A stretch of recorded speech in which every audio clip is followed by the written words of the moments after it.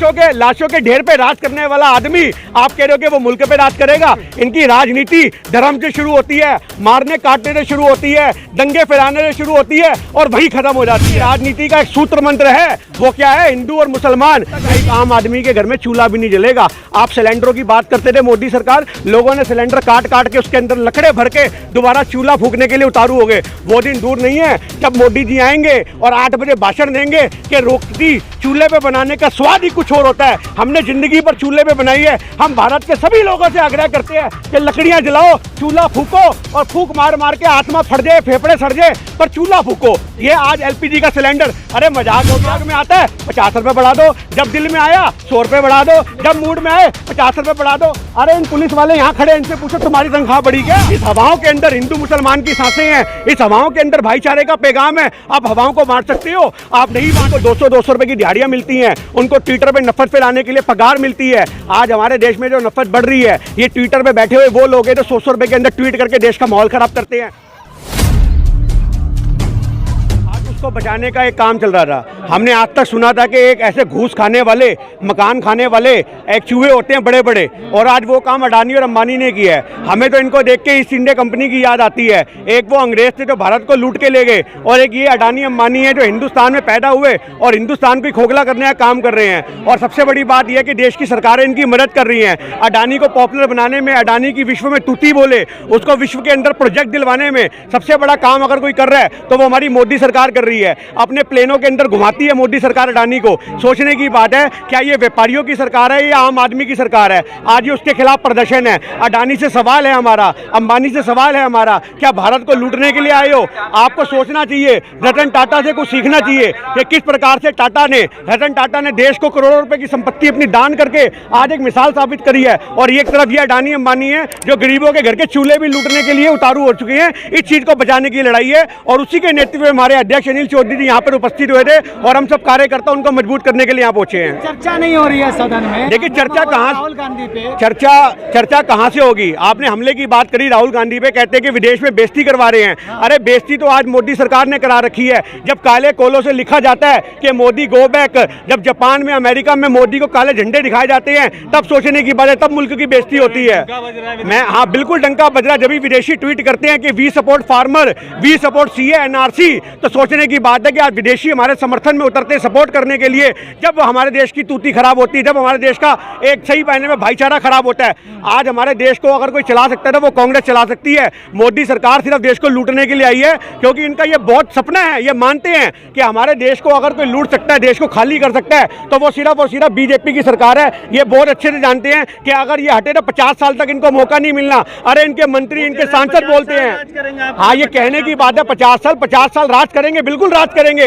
50 के 70 साल राज करेंगे बीजेपी वाले। किस तरह से? क्योंकि जो धन इन्होंने विदेशों से और जो हमारे देश का लूटा है इन्होंने, ये उससे राज करेंगे। ये सत्ता से राज नहीं करेंगे। जो भारत की जड़ें इन्होंने कमजोर कर दी हैं, खोखला कर दिया है, उस धन से ये राज करेंगे। आपको लगता है ये राज करेंगे? अरे ये राज तो अपने घर पे नहीं कर सका जो आदमी, वो मुल्क पे राज करने की बात करता है। लाशों के ढेर पे राज करने वाला आदमी, लाशों के ढेर पे राज करने वाला आदमी आप कह रहे हो कि वो मुल्क पे राज करेगा? इनकी राजनीति धर्म से शुरू होती है, मारने काटने से शुरू होती है, दंगे फैलाने से शुरू होती है और वही खत्म हो जाती है। इनकी राजनीति का एक सूत्र मंत्र है, वो क्या है? हिंदू और मुसलमान। इनकी राजनीति का सूत्र मंत्र है कि अंबानी अडानी को मजबूत बनाओ, उनके पैसों से चुनाव लड़ो। ये हमारे देश को सोचना पड़ेगा। कब तक? कह रहे हैं कि मेहनत से बने। मेहनत से तो हर आदमी बनता है मेरे भाई, पर मेहनत से 7 पुश्ते बैठ के खाने वाली कमाइयां किसी की नहीं होती।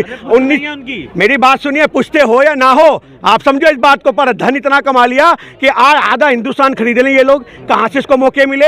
एक आम आदमी प्रोजेक्ट बनाता है अपना कि मैं टेंडर लूंगा, मैं टेंडर पास करूंगा, पर वो टेंडर मार्केट में आते ही नहीं है। उससे पहले अडानी की गोद में लटका दिए जाते हैं, अंबानी के गले में लटका दिए जाते हैं। ये सोचने की बात है, जब तक हमारे देश के अंदर बीजेपी पूंजीपतियों की सरकार बनके अपने आप को दिखाएगी, तब तक एक आम आदमी के घर में चूल्हा भी नहीं जलेगा। आप सिलेंडरों की बात करते थे, मोदी सरकार, लोगों ने सिलेंडर काट काट के उसके अंदर लकड़े भर के दोबारा चूल्हा फूकने के लिए उतारू हो गए। वो दिन दूर नहीं है जब मोदी जी आएंगे और 8 बजे भाषण देंगे कि रोटी चूल्हे पे बनाने का स्वाद ही कुछ और होता है। हमने जिंदगी पर चूल्हे पे बनाई है। हम भारत के सभी लोगों से आग्रह करते हैं कि लकड़ियां जलाओ, चूल्हा फूको और फूक मार मार के आत्मा फट जाए, फेफड़े सड़ जाए, पर चूल्हा फूको। ये आज एलपीजी का सिलेंडर। अरे मजाक हो गया, जब दिमाग में आता है 50 रुपए बढ़ा दो, जब दिल में आया 100 रुपए बढ़ा दो, जब मूड में आए 50 रुपए बढ़ा दो।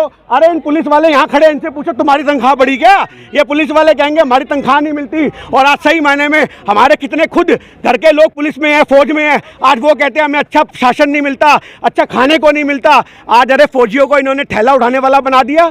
आप जाकर के देखो, सब्जियां लाते हैं हमारे देश के फौजी, बड़े बड़े अफसरों की गुलामियां करते हैं। ये हमारे देश की हुकूमत है जिसके खिलाफ आज सही मायने में आज सारे के सारे फौजियों को, पुलिस वालों को दोबारा इकट्ठा होना पड़ेगा। अगर उन्होंने देश की एक भागदौड़ संभाल रखी कि हम देश बचाएंगे, और वो किसान आंदोलन में देखने को मिला था 300 से ज्यादा फौजियों ने एकदम से रिजाइन दिया था क्योंकि वो किसान के बेटे थे। तो आज सही मायने में देश को एकजुट बनाने में प्रशासन को भी सहयोग करना पड़ेगा। आप समझो, इस बात से मेरा मतलब ये है, जब तक देश के जवान, जब तक देश का प्रशासन सड़कों पे नहीं उतरेगा, जो फिल्मों में देखते हैं ना हम कि वर्दी उतार करके पुलिस वाले भी आग्रह करते हैं चलो देश बचाओ, आज वही हम पुलिस वालों से भी आग्रह करते हैं। आप भड़का रहे, इसका मतलब हम भड़का नहीं रहे, हम सच्चाई दिखा रहे हैं। आप इनसे पूछो, इनके घरों में चूल्हे जल रहे हैं, इनकी तनख्वाहें टाइम पे आ रही हैं, ये आपको बताएंगे कि भैया हम वर्दी में कुछ बोल नहीं सकते, हमारी मजबूरी है। जो 2-2 महीने में सैलरी आती है वो भी आनी बंद हो जाएगी। मुद्दे जरूर उठाते हैं और इन मुद्दों से जाहिर है फर्क भी पड़ता है जनता को, लेकिन वो उलझा देते हैं आपको अजान जैसे मुद्दों पे, क्योंकि कर्नाटक के मंत्री कह रहे हैं अजान उन्हें सोने में दिक्कत करती है और हिंदू राष्ट्र बनेगा, ऐसी चीजें आजकल हो रही है। देखिए, हिंदू राष्ट्र तो नेपाल भी है,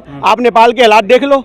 आज हमारा देश एक सेकुलर देश है, हमारे देश में आज तक भाईचारा कायम रहा है, और ये आए हैं भाईचारे को आघात करने के लिए। आप हिंदू राष्ट्र की बात करते हो, ये एक गांव हिंदू राष्ट्र बना करके दिखा दे। अरे मेरे भाई, रोटी जो हम खाते हैं, हमें क्या पता वो उगाई किसने है, हमें क्या पता वो गेहूं किसके खेत में पैदा हुई है। आप मिट्टी को बांटने की बात कर रहे हो। अगर आप हिंदू राष्ट्र की बात कर रहे हो तो आप हवाओं को बांटने की बात कर रहे हो, आप देश की प्रकृति को बांटने की बात कर रहे हो। जिस दिन देश की हवा बढ़ जाएगी, जिस दिन देश की मिट्टी बढ़ जाएगी, उस दिन आप मानना कि हिंदू राष्ट्र बन पाएगा। इस हवाओं के अंदर हिंदू मुसलमान की सांसें हैं, इस हवाओं के अंदर भाईचारे का पैगाम है। आप हवाओं को बांट सकते हो? आप नहीं बांट सकते हवाओं को। तो जब तक आप हवाओं को नहीं बांट सकते, आप मुल्क को नहीं बांट सकते। आप हवाओं का रुख तो बदल सकते हो पर बांट नहीं सकते, ये बात आप याद रखना। लेकिन अजान को लेकर जिस तरह का बयान आता है, कभी हिंदू राष्ट्र कभी अजान, तो क्या देश में ये सब चीजें भटकाने के लिए ये सब मुद्दे ये भटकाने के लिए नहीं है, ये हमारे देश में अंधभक्त, हमारे देश में एक अंधभक्त नाम की कैटेगरी है जिन्होंने अपना वोट बैंक इकट्ठा कर रखा है। आज उनके घर के हालात पूछो, जाते कहते हैं हमने कांग्रेस को वोट दिया, पर उनकी मजबूरी है। उनको 200-200 रुपए की दिहाड़ियां मिलती हैं, उनको ट्विटर पे नफरत फैलाने के लिए पगार मिलती है। आज हमारे देश में जो नफरत बढ़ रही है, ये ट्विटर पे बैठे हुए वो लोग हैं जो 100 रुपए के अंदर ट्वीट करके देश का माहौल खराब करते हैं। आप कमेंट, आप कोई वीडियो डालो कांग्रेस के फेवर में, आपको 50 आदमी गाली देने के लिए आ जाएंगे। आप राहुल गांधी के समर्थन में डालो, आपको कहेंगे देखो पप्पू का समर्थक आ गया। तो आज सोचने की बात है मेरे भाई, जिस आदमी को विदेशों के अंदर लेक्चर देने के लिए बुलाया जाता है उसको ये पप्पू कहते हैं। अरे सही मायने में तो पप्पू वो अंधभक्त है जो राहुल गांधी की प्रतिभा को पहचान नहीं पा रहे। आज सही मायने में जिस मुल्क के अंदर भाईचारे का पैगाम देने वाला आदमी अगर पप्पू है, तो उस मुल्क के अंदर हर वो आदमी पप्पू है जो राहुल गांधी के बारे में गलत अपशब्द बोलता है। आज मोदी जी को सोचना चाहिए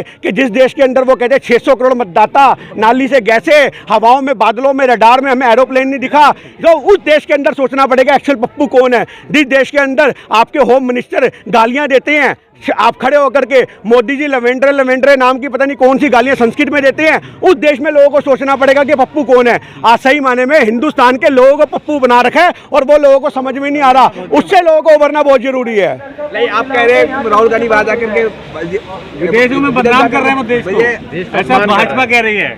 मैं आपसे वही तो कह रहा हूँ, देश बदनाम तब होता है जब मोदी जैसे लोग वहाँ पर जा करके अपना ये बोलते हैं कि मडानी का व्यापार बढ़ाने के लिए आए हैं। आज आपको सही मायने में विदेशों की पिक्चर जाननी है तो आप किसान आंदोलन का एक तस्वीर उठा करके देख लो।